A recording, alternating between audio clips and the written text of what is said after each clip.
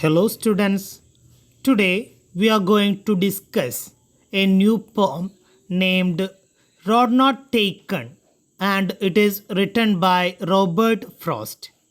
Okay, so let us see who is this poet. Robert Frost was one of the most respected and popular American poets of 20th century. He was famous for his nature poems. He depicted the real life of rural people through his poems. Then here we can see some of the main or famous works of Robert Frost. Okay, The Rod Not Taken, Fire and Ice, Birches, and After Apple Picking. Here, this Rod Not Taken is a well-known poem is about making choices. Okay, and the choices that shapes us. Okay, that in our life that we will get different situations or we wanted to confront different situations and where we wanted to make a right choice. Okay, then only we can succeed in our life. Okay, and this poem, it is about making choices. Here in this picture that you can see a road. Okay, it is a highway road and there is no other obstacles here. It is very smooth and rubberized road. Okay, here you can see one another road. Okay, that it is a road in a village area or in a forest area. Okay, here it is not as smooth as the road that we have seen in the last slide, right? Okay, here it is not tarred. It is, here we can see that the grasses are grown here, that here the journey through this kinds of road, it it will be some kind of a difficult one, right? Okay, now here this is a picture of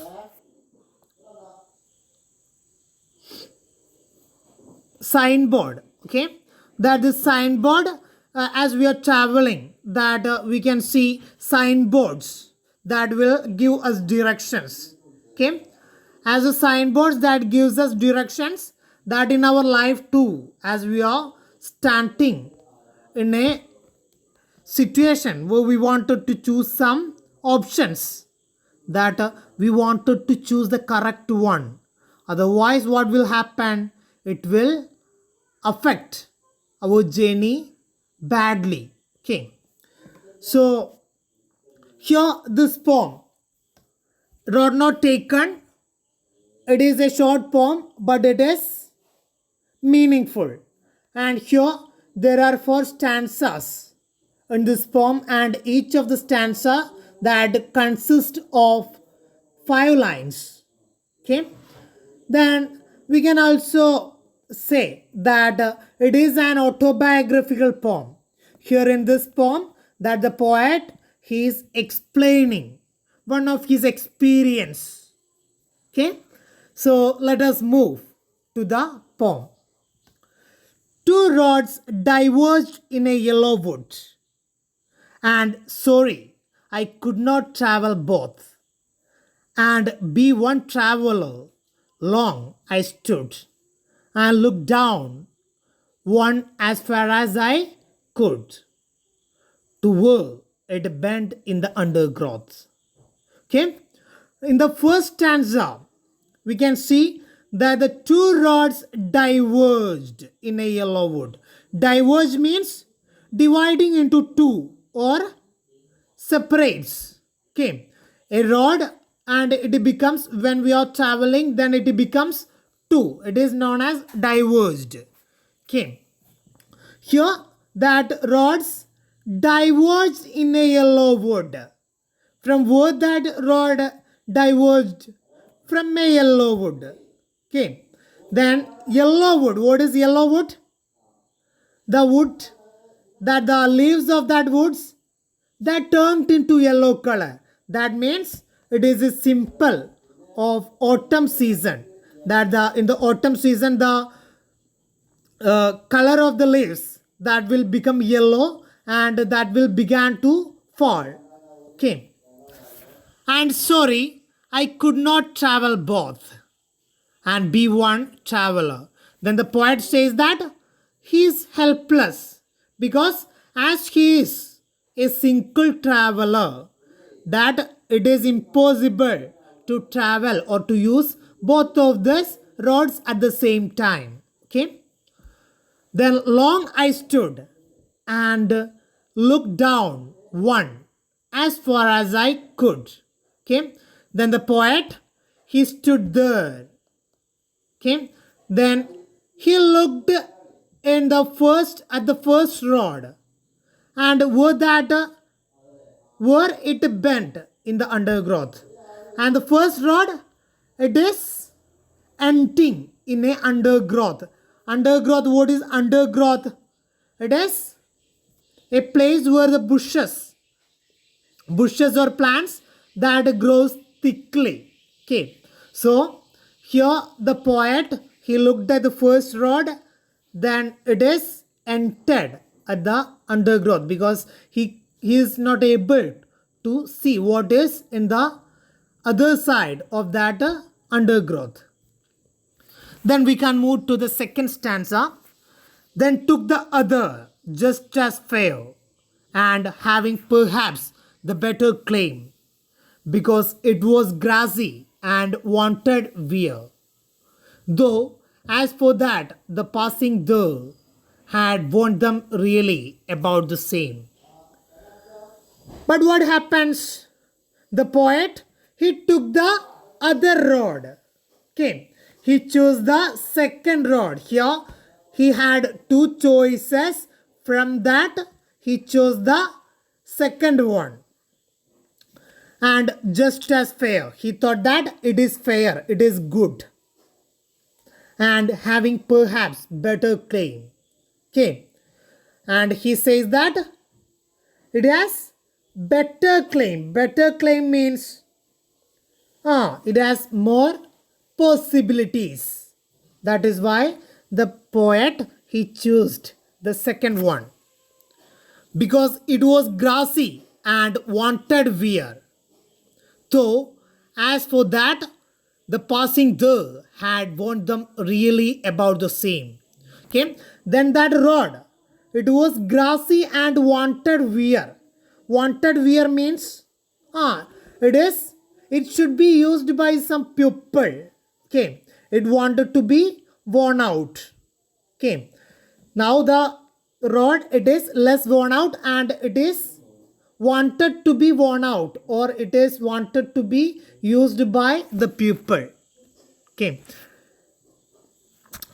Though, as for that, the passing there had warned them really about the same.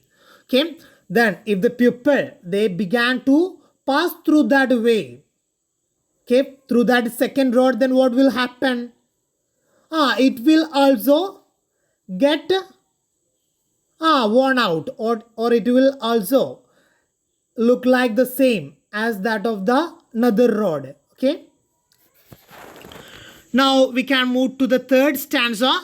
And both that morning equally lay in leaves. No step had trodden back. Oh, I kept the first for another day. Yet, knowing how way leads on to way, I doubted if I should ever come back. Okay. Then the next morning, when the poet, he stood there in that place in the morning, both of the roads that seemed equally, or both of them equally lay. That means the leaves from the trees that is covered both of that roads, and both of that roads looks alike. Okay. Then in leaves, no step had trodden black. Okay. And no one is walked over that rod and no leaves is trodden black. Trodden black means no leaves, it is crushed. It is not crushed because there is no footprints can see on that leaves. Okay. Oh, I kept the first for another day. So the poet, he decided to pass through the second rod and he kept the first rod for the next day or another day. Yet knowing how way leads on to way. Okay. Now he says that if he wanted to come back again, or if he wanted to come back again, if he would not become successful by choosing the second rod, then he can come back and he can again use the another rod. That is the opinion of the poet. So he decided to go through the rod which was grassy and wanted wear, and that was less used by the pupil. Okay. Then here the last stanza. I shall be telling this with a sigh. Some were ages and ages hence. Okay, then the poet, he says that now I will be telling this after years and years. Okay. And the two rods diverged in a wood, and I took the one less traveled by, and that has made all the difference.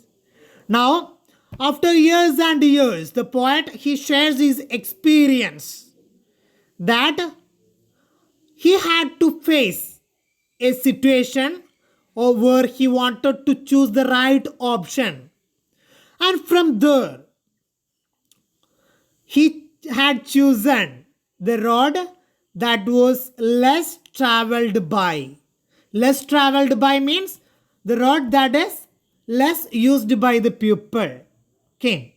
So here you will get an idea that the poet, when our Robert Frost, he was a young man. He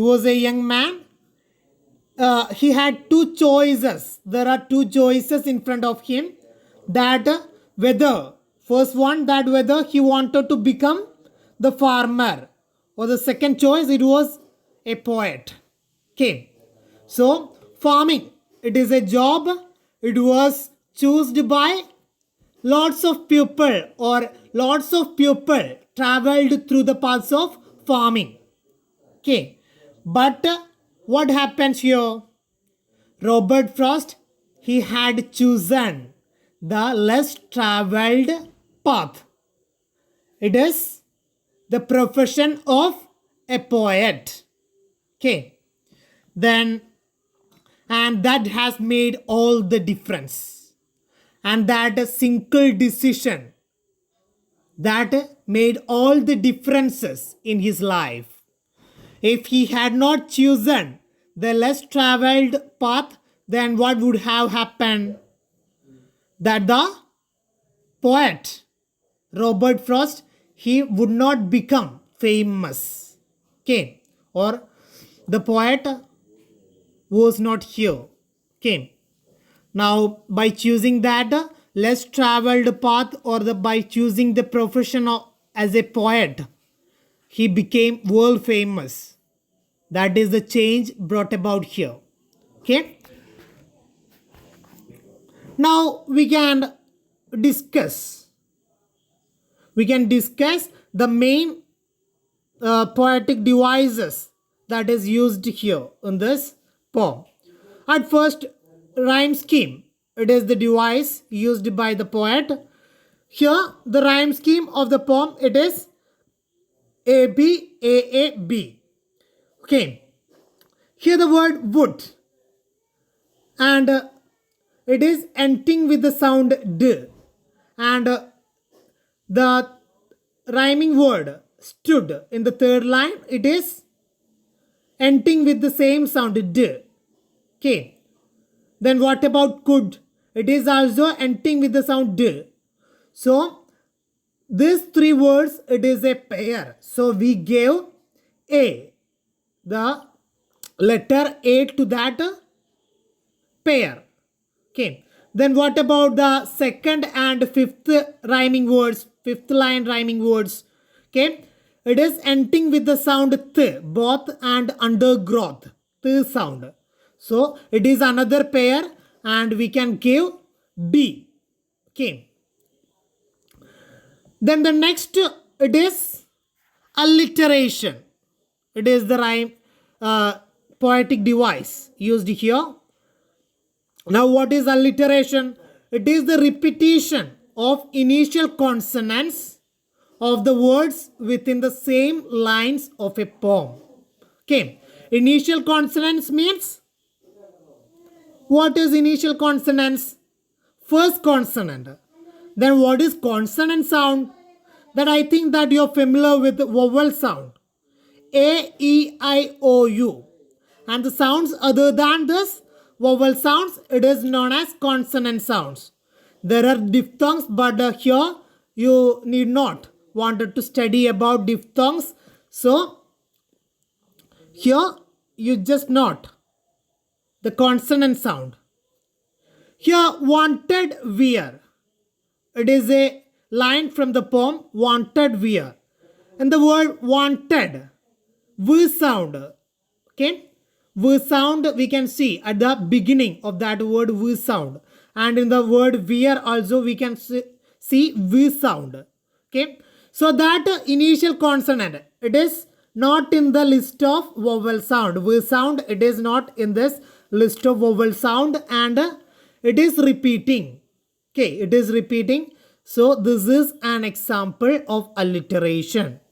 Okay. Here you can also see another line. Two roads diverged.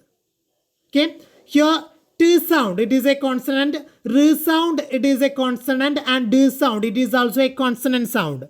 But the same sound, it is not repeating in this first line. Okay. So it is not an example of alliteration. Okay. Understood? Now I think that you understood the main idea within this poem, and we can also wanted to discuss one more poetic device. It is symbolism. Okay. Now the use of symbols. It is symbolism means the use of symbols to represent ideas or qualities. Okay. Here the rod, it is a symbol of life. Okay. Here the poet used the rod as a symbol of life. And I think that there is no doubt from this poem, and it is a good poem. And this poem, it is one of the classics written by Robert Frost, as it has much importance in all the periods. Okay. Now let us stop today's class here.